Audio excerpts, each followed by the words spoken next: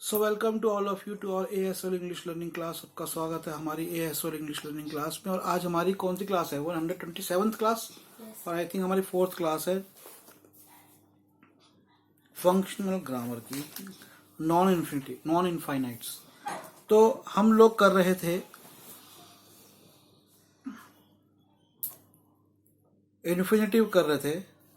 तो कल जो मैंने आपको बताया था, जहां हमारी कल क्लास अटक गई थी, अब इसके अंदर क्या था, इसको जो मैंने आपको कल लास्ट बताया तो बताया था कि यूज और सम यूजेस, जैसे टू और इनफ, इनके साथ हम लगाते हैं। जैसे the patient is too weak to walk, कौन सा टू? TOO, उसके साथ लगाते हैं it's too hot to drink. Simple है, it's too hot to drink. Coffee के लिए बने बोला it's too hot to drink, तो देखो यहाँ पर TOO लगा और ड्रिंक के साथ लगा दिया तो टू ड्रिंक। ठीक है।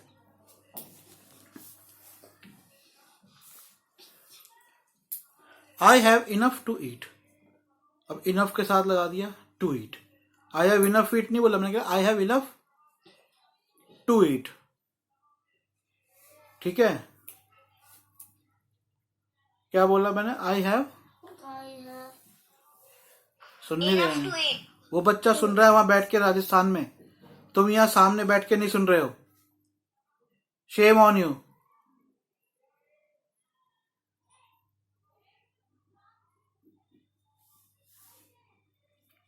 एक सेकंड जरा बेटा। ओके, अब देखो मैं आगे जो बताऊंगा उससे पहले समझो रिलेटिव क्लॉज क्या होता है। A clause that is attach to an antecedent by a relative pronoun such as who, which और दैट। तो who, WHO, who, which, that, इनके साथ कुछ अटैच होता है, इतना समझो। अब समझो एंटीसीडेंट क्या होता है। An antecedent is the word, phrase और clause to which a pronoun refers. The teacher forgot her book. अब देखो एक सेंटेंस है, टीचर फॉरगॉट हर बुक। इसमें जो टीचर है वो एंटीसीडेंट है और पर्सनल प्रोनाउन है हर। तो antecedent is a word or phrase और clause to which a pronoun refers. तो प्रोनाउन जिसको रेफर कर रहा है, इसमें क्या कह रहा है? The teacher forgets the book, her book. तो प्रोनाउन हर, उसकी, किसकी? टीचर की। तो किसकी तरफ रेफर कर रहा है वो? टीचर की तरफ। तो ये होता है एंटीसीडेंट। ठीक है। एंटीसीडेंट क्या हुआ?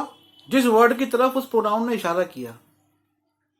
Teacher forget her book, the teacher forgets her book. तो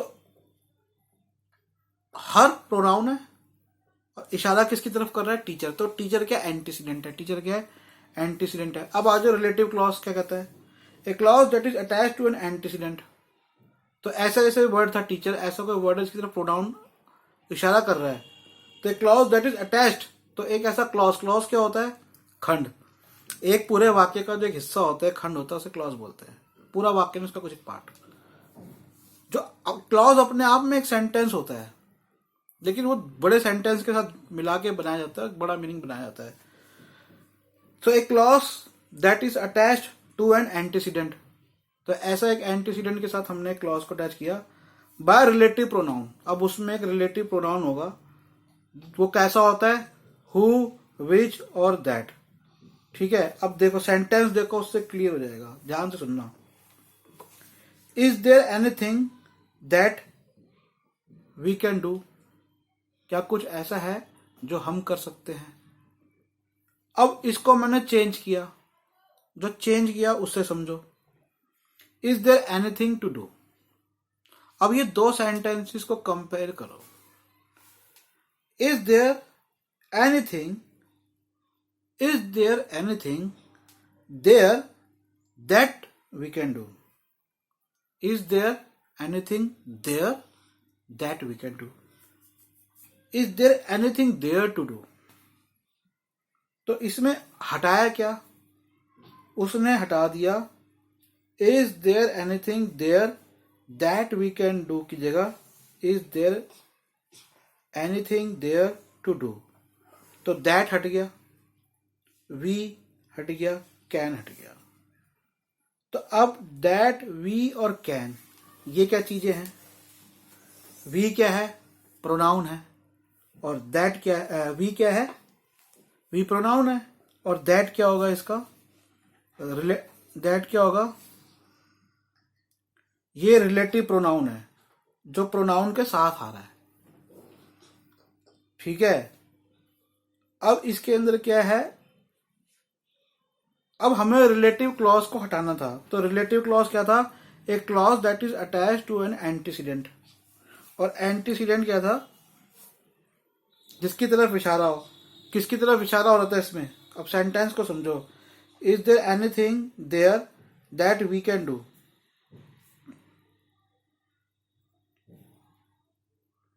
तो हमने इसमें इशारा जो किया वो हमने किया दैट वी कैन डू की तरफ। तो ये हमने हटा दिया। तो इसको थोड़ा सा हम स्पेसिफिकली ग्रामर से इतना नहीं समझ सकते, थोड़ा सा इसको यूसेज से समझेंगे। अब देखो, there is no one who can save her. There कह दो, there was no one who could save her, there is no one who can save हर।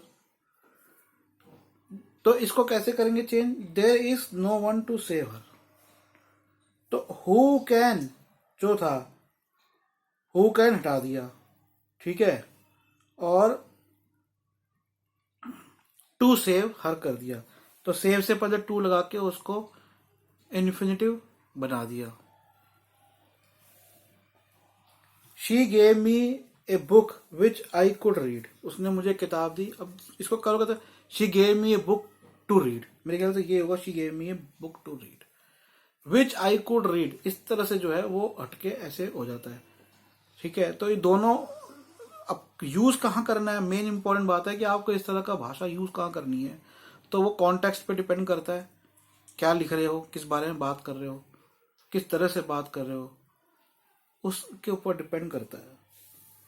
अब देखो, कई बार सेंटेंसेस में हम ओनली वर्ड का किस तरह से प्रयोग करते हैं जो कि हमें डिस्पेयर, डिसअपॉइंटमेंट या निराशा शो करता है। ठीक है।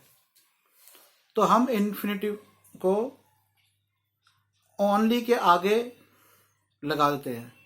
जैसे she open her purse only to find a 10 rupee note.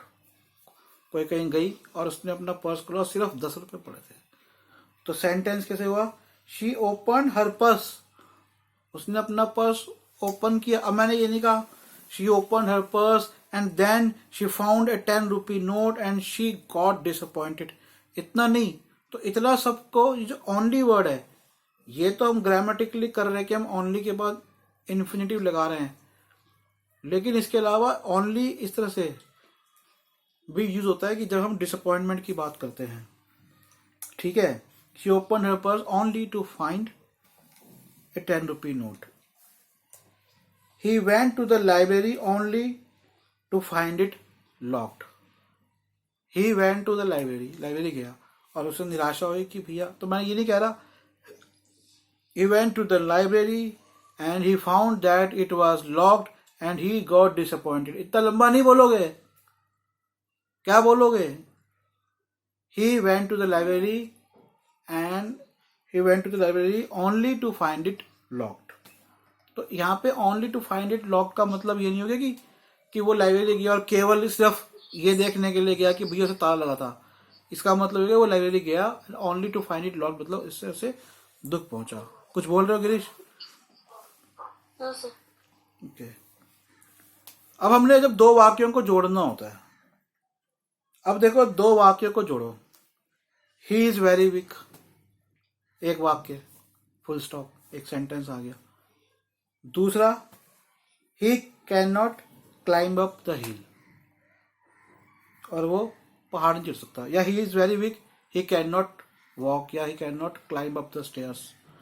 अब मैंने इनको जोड़ दिया, क्या बोला? He is too weak to climb up the hill, या he is too weak to climb up the stairs. ठीक है, तो दो सेंटेंसेस थे, ही इज वेरी वीक एक, तो जब दो को जोड़ा तो क्या किया मैंने, to climb up. He is very poor, एक सेंटेंस बहुत गरीब है। दूसरा सेंटेंस मैंने कह दिया he can not buy new house, his या our country has too many poor to buy good books.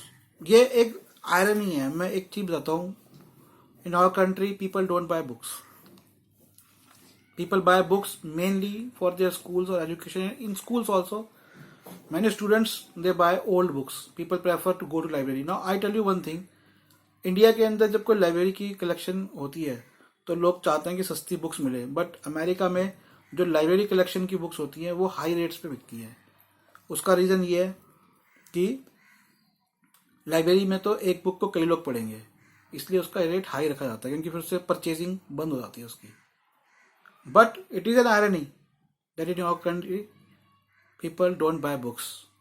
It is also very bad in our country also. Liquor जो शराब है वो इतना लोग पीते हैं, भांग, गांजा, गंजेड़ी नशे करते हैं कि उनका दिमाग ही खत्म हो जाता है कि भैया वो कोई ढंग की चीज करें, और लेबर बन के रहते हैं 50 साल 60 साल में जाके मर जाते हैं, कुछ ढंग का काम भी नहीं करते। और ये सिर्फ वो नहीं है जो अनएजुकेटेड क्लास है, लेबर क्लास है, एजुकेटेड क्लास का भी ये हाल है। So it is an irony, एक विडंबना है। So in our country, people are poor. People don't buy books. In our country, people are poor to buy books. देखो मैंने बैठे बैठे बना दिया, ठीक है। दो सेंटेंसेस को जोड़ के आप बना सकते हैं इस तरह से। अब हम जो आज के इम्पोर्टेंट आते हैं हमारी क्लास में वो है जीरंट। क्या है जीरंट? जीरंट क्या होता है? जब भी आईएनजी लगा देते हैं तो वो जीरंट बन जाता है। किसके साथ आईएनजी लगाते हैं? वर्ब के साथ। लेकिन वो आईएनजी का मतलब क्या होता है? हमने जो पढ़ा आईएनजी होती है क्रिया, कि आदमी कोई काम कर रहा है, हम कॉन्टिन्यूस टेंस में करते हैं, वर्ब के साथ आईएनजी, ईट ईटिंग, स्लीप स्लीपिंग।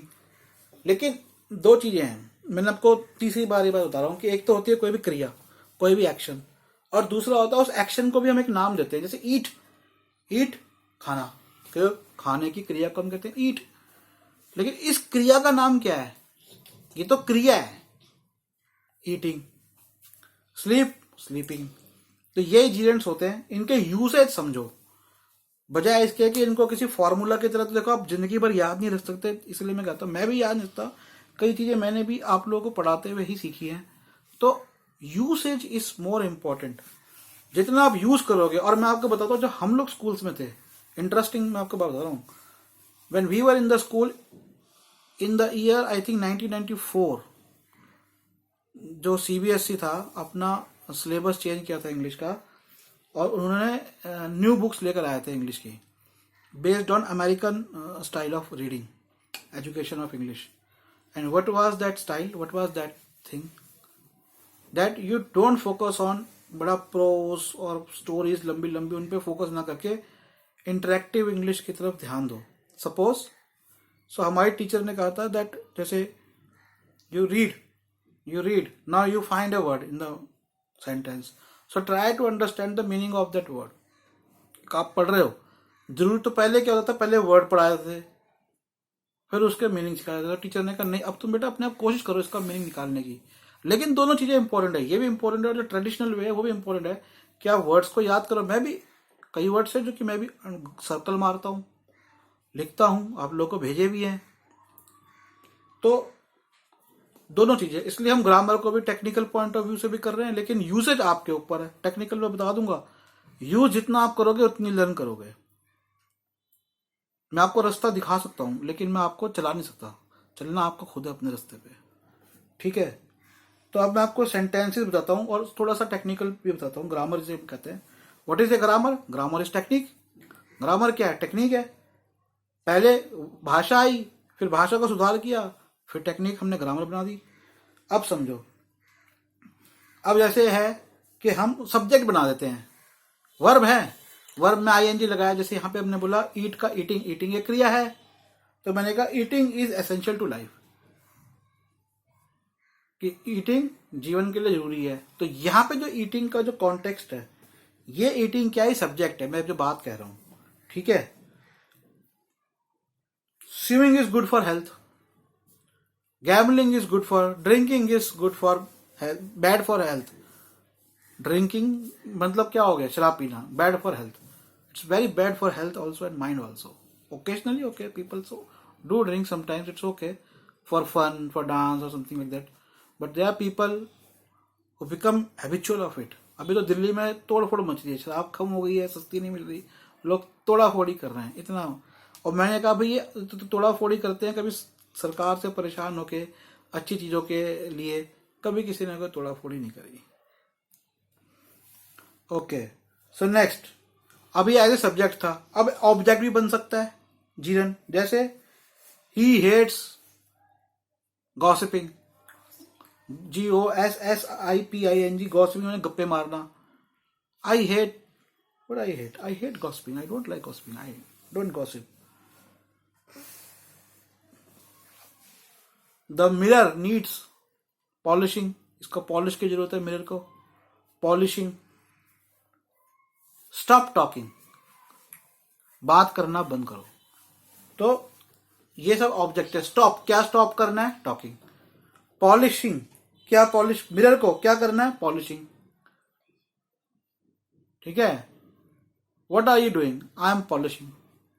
अब मैं कर रहा हूं आई एम, तो मैं कर रहा हूं, क्या कर रहा हूं, पॉलिशिंग, वो मेरा ऑब्जेक्ट है। अब देखो ध्यान से सुनो, I am tired of writing, भैया मैं थक गया, मैं तो राइटर हूं, I am tired of writing. I am tired of waiting, तो ये सब क्या है, as the object of preposition. Preposition क्या होती है, ऑफ, फॉर, बाय, विद, ये सब प्रेपोजिशन होती है जो संबंधवाचक क्रिया होती है, संबंधवाचक शब्द होते हैं, संबंध जोड़ते हैं। तो मैंने क्या कहा, आई एम टायर्ड ऑफ, मैं थक गया हूं, किसका, of doing, waiting, writing, driving, कोई आदमी ड्राइव करके थक गया है, टायर्ड ऑफ ड्राइविंग, ठीक है। तो ऑफ, और ये जो अब है ये क्या है, ये ऑब्जेक्ट है किसका, उस प्रेपोजिशन, कौन सा, of. She is good at, he is good at boxing, या he is good at, she is good at knitting, she is good at cooking. तो एट क्या है, प्रपोजिशन, किसमें है वो अच्छी, कुकिंग में। तो कुकिंग क्या है, जीएंड है। कॉम्प्लीमेंट ऑफ है वर्ब, वर्ब को और कोई उसकी खासियत बताता है। जैसे my hobby is writing letters, seeing is believing, talking to her is wasting time, talking to her is wasting time. तो टॉकिंग को वो कॉम्प्लीमेंट कर रहा है, उसकी एक खासियत, मतलब ये नहीं कि अच्छाई बुराई होता है, it's wasting, talking, wasting. My hobby is writing, seeing is believing, seeing, believing. तो सीइंग मतलब देखना, इज बिलीविंग, बिलीविंग मतलब कि आदमी उस पर ज्यादा विश्वास करता है जो देखता है। अब एक चीज और है, वो मैं आगे बताऊं, उसको एक चीज समझो, एपोजिशन क्या होता है, APPOSITION। प्रोनाउन तो आपको पता ही है, अलग अलग होते हैं, ही, शी, इट, ये सब प्रोनाउन होते हैं। एपोजिशन होता है रिलेशनशिप बिटवीन टू और मोर वर्ड्स और phrases which two units are grammatically parallel and have same referent। सरल करके समझाता हूं दोबारा से, दो या दो से ज्यादा शब्दों के बीच का संबंध, जिसमें दो चीजें ग्रामेटिकली अलग अलग हैं, ऐसे समझो, और उनका कुछ एक, उनकी तरफ कुछ एक निर्देश हम डायरेक्शन दे रहे हैं। और सरल करके समझाता हूं, दो अलग अलग बातों की बात हो रही है, उनमें कुछ ऐसा है जो कि कॉमन है, सिंपल से ऐसे समझते हैं। अब आगे आते हैं इस पे, ही क्या कह रहा है, a case in apposition to pronoun it. अब इसको पकड़ो, इट, इट का जो प्रोनाउन है, सेंटेंस देखो आगे समझ में आएगा। It is of no use carrying over your loss. तो इसके अंदर it is of no use carry over your loss. अब किसी को नुकसान हो गया, पहले सेंटेंस का मतलब समझो, ये कहना क्या चाह रहा है भाई, किसी का नुकसान हो गया तो वो हो गया लॉस। क्या हो गया, नुकसान हो गया तो क्या हो गया, लॉस। ओके। तो अब सेंटेंस आप देखो तो इसका मतलब समझो। अब किसी को लॉस हो गया तो मैंने उससे कहा कि भैया अब जो लॉस होना था वो तो हो गया, अब क्या इस लॉस को तुम ढोते रहोगे, मतलब परेशान रहोगे इसके लिए। ये मेरा ये सेंटेंस कहने का मतलब है। ऐसे सिंपल, अरे भाई जो होना था सो हो गया, अब उसे क्या तुम ढोते रहोगे आगे तक। ठीक है, तो it is of no use carrying over your loss.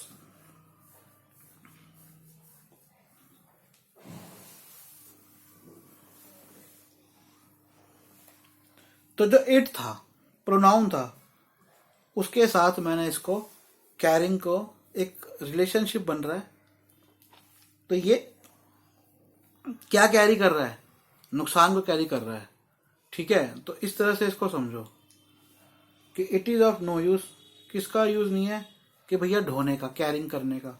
तो ये जो कैरिंग जीरेंड है, तो प्रोनाउन इट के साथ हम इसको यूज करते हैं इस तरह से।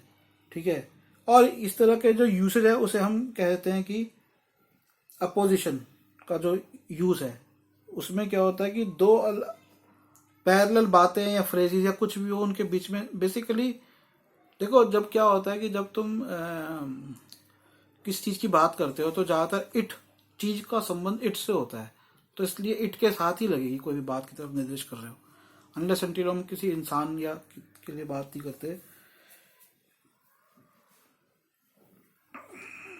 It is of no use weeping for the departed souls. अब जो लोग मर गए उनके लिए रोने का क्या फायदा है।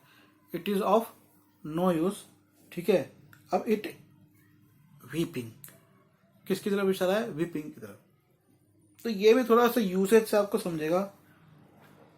Use of pronoun and possessive adjective with जीरेंड S. अब समझो, अब सेंटेंसेस पढ़ता हूं उससे समझ में आ जाएगा।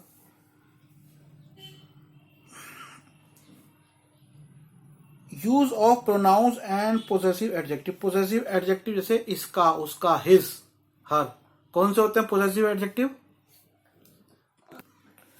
अब use of pronoun and possessive adjectives with children. ठीक है, तो अब जैसे ही ऑब्जेक्ट्स टू योर, उसने ऑब्जेक्ट किया to your entering his private room या हिज बेडरूम। ही ऑब्जेक्ट्स, उसने ऑब्जेक्ट किया। तो यूज ऑफ प्रोनाउन, यहां पे प्रोनाउन क्या था, ही, and possessive adjective.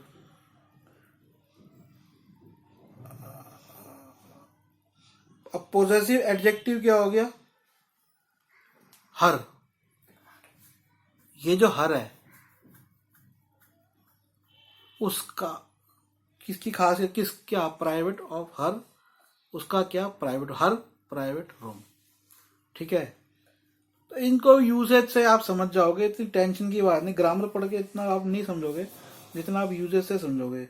She insisted on my posting the letter. उसने क्या बोला कि मेरे को, she insisted on my posting, इसमें पोजेसिव जो पहले वाले में था, ही ऑब्जेक्टेड टू योर, तो योर एंटरिंग, और ही इंसिस्टेड ऑन माई, मेरा, ये पोजेसिव है। ठीक है, माई posting the letter.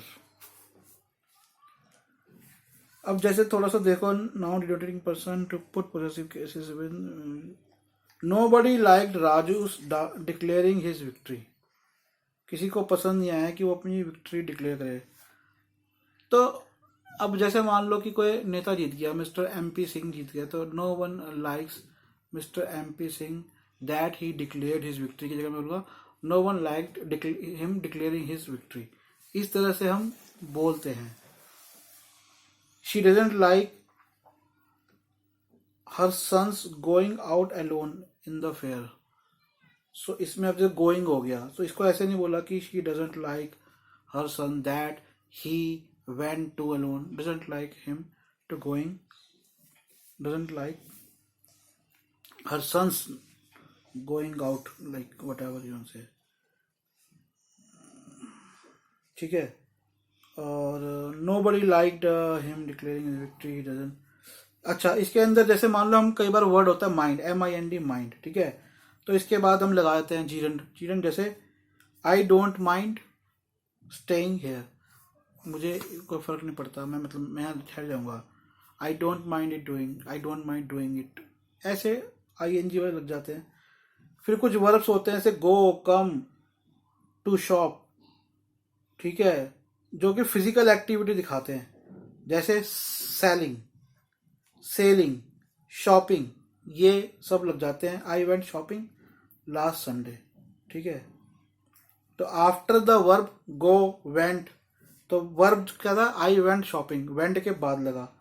We are going sailing this week, हम सेलिंग माने नाव चलाने जा रहे हैं। तो ठीक है, आगे अब अगली क्लास में करेंगे और थोड़े से। आई होप कुछ समझ में आया होगा। Bye. Okay sir, bye sir, have a nice day. Nice.